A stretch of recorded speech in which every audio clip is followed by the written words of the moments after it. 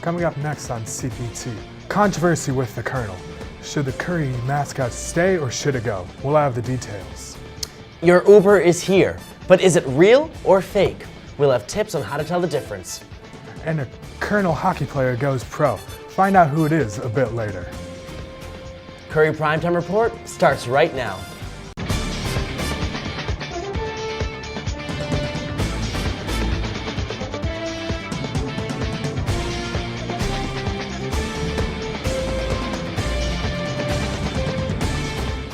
Hello and welcome to Curry Primetime Report. I'm Carignan. And I'm Patrick Bouthillette.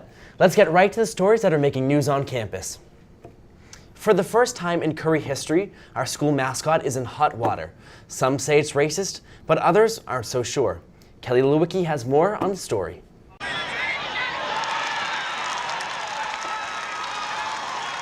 These shiny black boots, white beard, and purple suit and hat are a staple here on campus. The Colonel has been the image of Curry College since the 1950s, but many students have wondered, who is he? Why is it the Colonel? Why is our mascot the Colonel? Why does the shirt have this logo with it's an old white guy on our chest? Most students are unaware that the Colonel is actually modeled in the likeness of Samuel Silas Curry, our college's namesake. Like most colleges, Curry's mascot is meant to be a representation of the school's roots, a reflection of the community and its values. But as it turns out, not everyone on campus is a mega fan of the man in purple. If the majority of the people here want to change it, then I think it should be changed. The Colonel doesn't necessarily represent the students that go to Curry College. We need action for a lot of things. All this talking is not really doing much, so I'm just hoping that we'll move forward, build up Curry and not keep it in its old ways. The issue of the Colonel has been a hot topic across campus in recent weeks.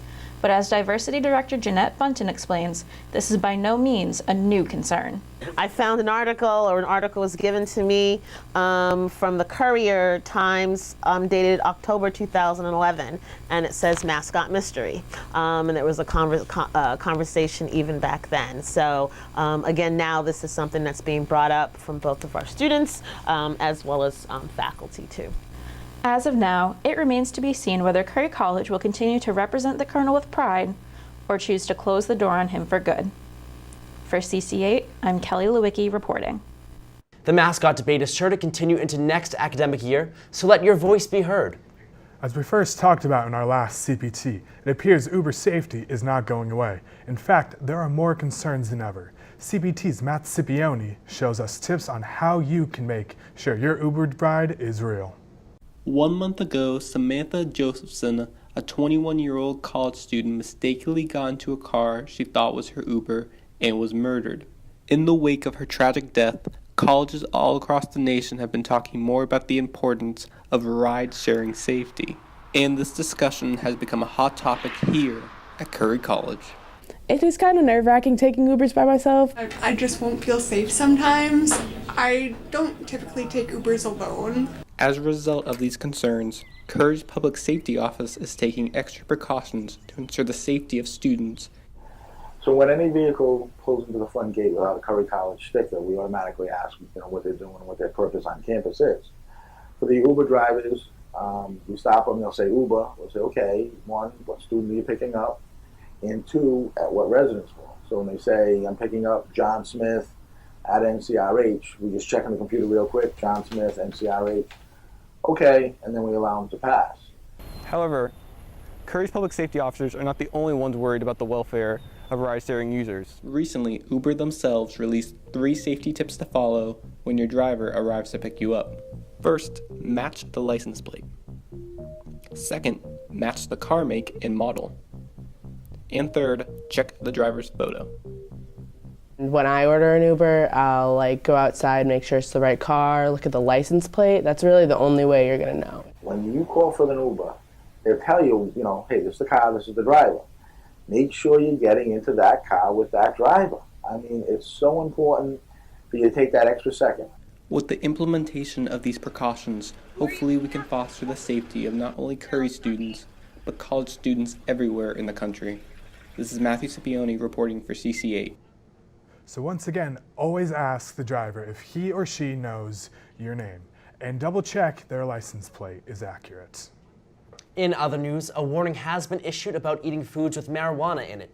According to a new study, there has been a sharp increase in the number of patients in the emergency room who've been affected by having too much marijuana. In Colorado, where pot was first legalized, there have been 3 deaths, and all of these deaths were related to eating edibles, not just regular smoking. Officials say the problem is the edible variety. It takes longer for the person to feel its effects, so they eat more. People are advised to take lower doses of the substance, and marijuana shops opened for the first time legally last year here in Massachusetts. The 2019 commencement is Curry College's first attempt at an off-campus ceremony. Moving the graduation ceremony to the Xfinity Center in Mansfield gives the seniors access to more tickets to the event. According to the Curry officials, the commencement speaker will be John F. Fish, chairman and founder of both Suffolk Construction and Scholar Athletes. He will also receive an honorary degree recognized as one of New England's leading philanthropists, both individually and through the Suffolk Cares Foundation. Mr. Fish has been a longtime supporter of the mission of Curry College. In fact, many of the newer buildings of campus have been constructed by Suffolk. The old science building may still be under construction, but since our last update, a lot of progress has been made. Much of the plumbing and electrical work has been done, and the frames of the new rooms are up. For those taking science classes, you'll have access to a state-of-the-art tissue culture lab, cold storage space, and many other features. Other features include a cafe, a new study space that will be open 24 hours a day, which will be perfect for final season. These renovations will be complete this fall. Coming up next on CPT, we'll take a look at Curry's first national championship team. And later, another first, thousands of dollars are raised at Curry College's first annual Relay for Life. Stay with us. When you are on the move, you never think about where the nearest place is to throw away your garbage.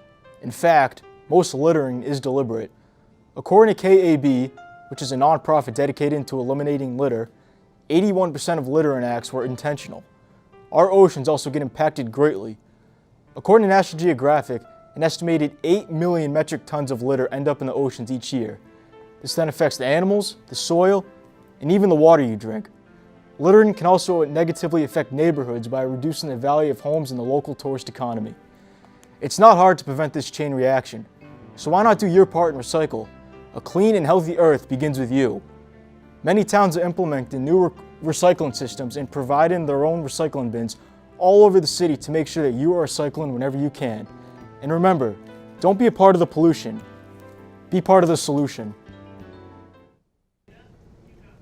Welcome back to Curry Primetime Report. Curry's cheerleading team recently made headlines by winning the National Cheerleaders Association Intermediate All-Girl Division Championship held in Daytona Beach, Florida. To compete in the national championship, teams must receive a bid from an association themselves. The milestone saw the Curry squad beat out a dozen other New England teams during the competition, including Bridgewater and Framingham State University at Curry. The team trains year-round with tryouts back in April and practices running over the summer as well as winter and spring breaks to prepare for the competition, and definitely paid off. Way to go, girls.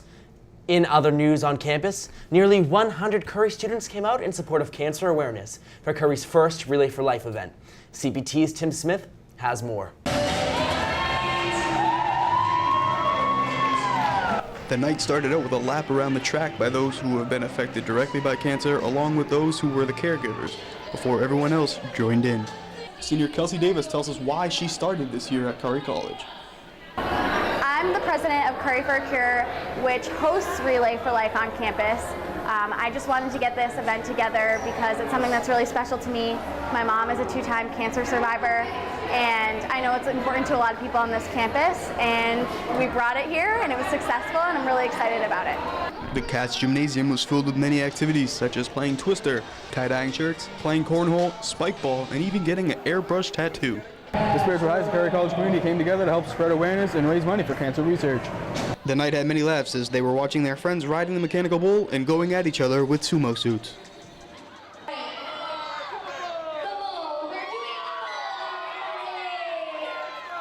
There were friendly competitions during the night for prizes such as a popcorn tray and a Yeti mug.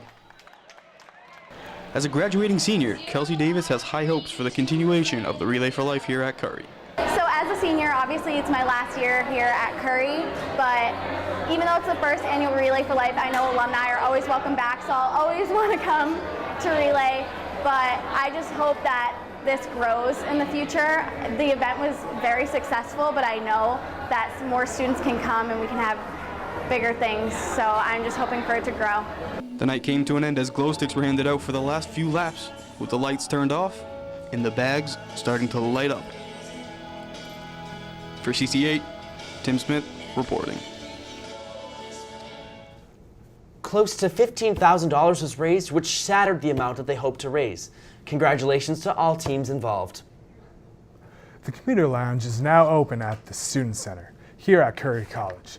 Back in March, Commuter Appreciation Week kicked off with the grand opening of the Commuter Lounge, where they had a car-shaped cake in honor of students who live off campus and gave away Curry College phone mounts. It is a specific place for commuters to sit back and relax, get work done, or socialize. The Commuter Lounge is located at the upper floor at the Student Center, next to the staircase. Senior week is approaching for the graduating class of 2019, and it looks like they'll have a jam-packed week. From May 14th to May 18th, they've planned a plethora of events, from a night in Boston Harbor on the Spirit of Boston boat cruise to a fun time gambling at the Mohegan Sun. It all sounds like a good time and a good way to end their college career. Seniors, we hope you have a good time. Would you ever take a yoga class where it was encouraged for other participants to climb on your back? What if those other participants were goats? Well, that's exactly what students had the chance to experience when the bovides came to Miller Fieldhouse a few weeks ago. The farm animals wandered around, jumping on people's backs and chomping on their shirts while students attempted to pose and post to social media. Goat yoga has become a most popular de-stress this country, point where some locations are booking sessions months in advance. Luckily for Curry College, the goats will be coming back next semester. And yes, photos are not only allowed, but they're encouraged. Well, that seems like definitely something that I want to do next year when it comes back around. Yeah, I mean, seems interesting. I'll have to give it a try too. Well, now it's time for our college roundup. Connor Clarity joins us with a recap of what's going on at other college campuses. Connor? Thanks, Patrick. MIT is at it again with another impressive senior prank on top of the famous MIT Dome. This year, they transformed the dome into Captain America's shield, inspired by the latest movie in the Avengers series. It even got actor Chris Evans, who plays Captain America, to tweet "very cool" back at the students who created the image. Students spent 6 months planning the prank, but they're not saying just how they pulled it off without anyone noticing. A high school senior applied to 50 colleges across the country, hoping to receive an acceptance letter. Well, Jordan Nixon from Douglasville, Georgia, heard back from not one, not two, but 39 colleges, and was offered a total of $1.6 million in scholarship money. Jordan says that no one in her high school has received this many acceptance letters before, and her mother adds, quote, "It was really amazing at first, and then it became, when are these letters going to stop?" As of our air date, she has not decided which college to accept. The nation's only black all-male college has announced that they will be accepting transgender students in 2020. Morehouse College in Atlanta says it's time to recognize the diversity that's happening in this country. They said that they have a better understanding of gender identity, and they are proud to be moving forward with the new admission policy. The policy was adopted after 15 months of community engagement. Over at Purdue University, they are banning the use of streaming services such as Netflix, Hulu, and HBO Go. They are doing this in order to make students pay attention during classes. The problem was so bad that the Wi-Fi would slow down entirely, making it difficult to use the internet for classes. Purdue University seems to be one of the first campuses to ban the use of streaming services in an academic building. This ban started when students returned from their spring break vacation. The restrictions happened from 7 a.m. to 10 p.m., Monday through Friday. So students will be able to stream music and movies during the weekend or after 10 during the week. Shocking news recently coming from Vermont, as another small liberal arts college is closing its doors for good at the beginning of the summer. Southern Vermont College, which has enrolled about 300 students currently and at least 70 graduating this year, says declining enrollments and large financial pressure were the cause. As of now, it is still unclear what will happen to the campus itself, as the land is classified as a National Historical Register site. Finally, 2 Bridgewater University students won on a recent episode of Wheel of Fortune. Senior Megan Domagala and her best friend Junior Gina Campanini won $64,000. The pairs of best friends were also walking away with a trip to Costa Rica, which amounts to nearly $11,000. Campanini says that she sent her application in the show last summer after watching an episode with her stepmother. Little did she know that half a year later, her and her best friend would have a trip of a lifetime and would be $64,000 richer. The girls plan to use their prize money to pay off their student debt. They told the Boston Globe, "We are broke college students, and it just takes a big weight off our shoulders to win all this. Congrats, girls, from all of us here at CC8, and we hope you enjoy your vacation." And that's our college roundup. I'll be back in a little bit with a look at Curry sports. But for now, I'm Connor Clarity. Patrick and Connor, back to you. Thanks, Connor. We'll still ahead on CPT. A Curry hockey player goes pro. But he's not the only Curry athlete hitting the pro circuit. We'll explain. And later, see one of the most amazing urban art displays in the nation. And it's right here in Massachusetts. Stay with us. It's that time of year again, and I'm not talking about the warm weather. I'm talking about finals. It's a stressful time of year for everybody, from freshmen to graduating seniors. With that in mind, here are some important quick tips of how to get through the week. First, make sure you're eating enough and taking care of your body. Get a green box from the stew and take it back with you to study. Eating enough is important in taking care of yourself. After all, you don't want to get sick during this important week. Sleep is the next most important thing during finals. We tend to stay up all night studying and cramming when we're doing more harm to our bodies by not sleeping. Last and more important, find a way to study that fits your needs, whether it be flashcards, memorization, or skimming back and forth through the material to refresh your mind. It is also important to stay far away from alcoholic drinks during this week, no matter how tempting it may be. If you're stressed about finals, you can call the Counseling Center at 617-333-2182. Welcome back to CPT. It's time to take a look at Curry sports. And joining us again is Connor Clarity to tell us how all our Curry teams are doing. Connor? Thanks, Patrick and Connor. We start off today's Curry sports with men's baseball. The team is wrapping up their seasons with a record of 11 wins, 24 losses, and 1 tie. In 36 games, they had 169 runs with 11 home runs. Moving over to women's softball, the girls finished their season with a 12-23 record with 190 runs and 8 home runs. The Curry's men's lacrosse team had an average season with 9 wins and 9 losses. In 18 games, they scored a whopping 224 goals. Women's lacrosse finished their season with a nice 10-8 record, scoring 209 goals throughout their season. Now, it's not often that we have a Division III athlete heading to the pros, but it's happening more frequently here on the Curry campus. The most recent move to the pros came from a player on the Curry hockey team. CPT's Shane Hesford tells us more. Despite Curry College's D3 sports status, some might be surprised to learn that many student athletes in recent years have gone pro, with the latest being men's ice hockey captain, Zach White. It's always a dream to play pro hockey, no matter where it is or when it is. So it's definitely a great feeling for me and my family and all my friends, of course, who have been pushing me to play pro hockey all my life. Back in April, White signed a pro contract with Hockey Club Chalet in France. Curry College men's ice hockey coach TJ Manastursky says Zach's jump to the pro game is a result not just of his skill, but also of his leadership abilities. If you just look at his point totals alone, you see the improvement there. What we get a chance as coaches and his teammates to see is the work he put in over that time. Like sometimes it's a little cliche to say a guy is first on the ice, last off the ice, but for him, he typically was. Zach isn't the only member of the ice hockey team to make the jump to the pro game. In recent years, Phil Kiss and Tyler Van Cleef have applied their craft in leagues all over Europe. So when Zach found out about the opportunity to play overseas, he didn't want to pass it up. One of the agencies that I was thinking about working with told me that a team was interested in me, so I decided to jump on it. It seemed like a really good opportunity for me and my family. When it comes to the recent phenomenon of D3 athletes going pro, Coach Manastursky chalks this up to the fact that the level between D3 and D1 hockey is beginning to close. Sometimes I see players who I think, are realistic recruits for us, and then they end up getting a Division I opportunity. So the difference between Division I and Division III hockey is getting closer and closer every season.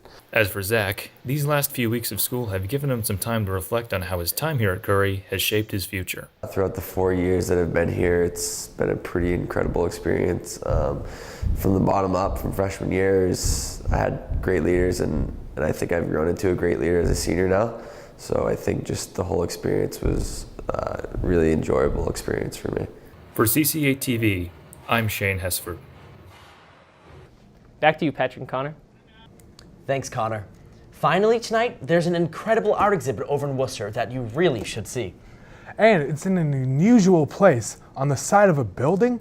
CPT's Colin Marr brings us to Worcester. On the wall of the Hanover Theatre in Worcester, there's an incredibly fascinating and detailed mural that's taking people's breath away. It speaks a real humble message to you, and like it's a real important piece. I think it's beautiful.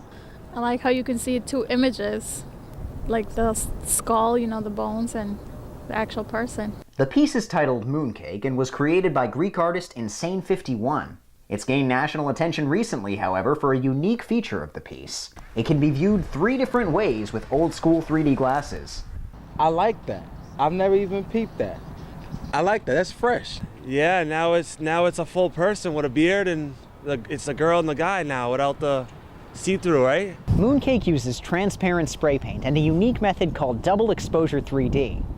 It was created as part of the Powwow Worcester project, which brought a lot of artists into the city to help show that Worcester does have a very active cultural scene. We fly the artists out, take care of them while they're here, so they have no expenses while they're here. And over a 10-day period, they create a piece of art. But this piece is just one of many that Worcester is using to rebrand itself as a creative hotspot for young people. What Powwow has done is re-instilled even more pride in the city, and we're thrilled with that. And with Powwow's contributions, it's clear that Worcester's art scene will continue to thrive. I'm Colin Marr, reporting. I'm ready to go check that out this summer. It really does look incredible. Well, that does it for this edition of CPT. We'd like to wish you good luck with finals, and we want to say goodbye to all the seniors graduating here at CC8. To Stephen Helmuth, Erica Adams, Colin Marr, Henry Purnell, and Mike Lacert. Thanks for all the help this year at CC8. And good luck. For everyone else, have a great summer, and we'll see you next year.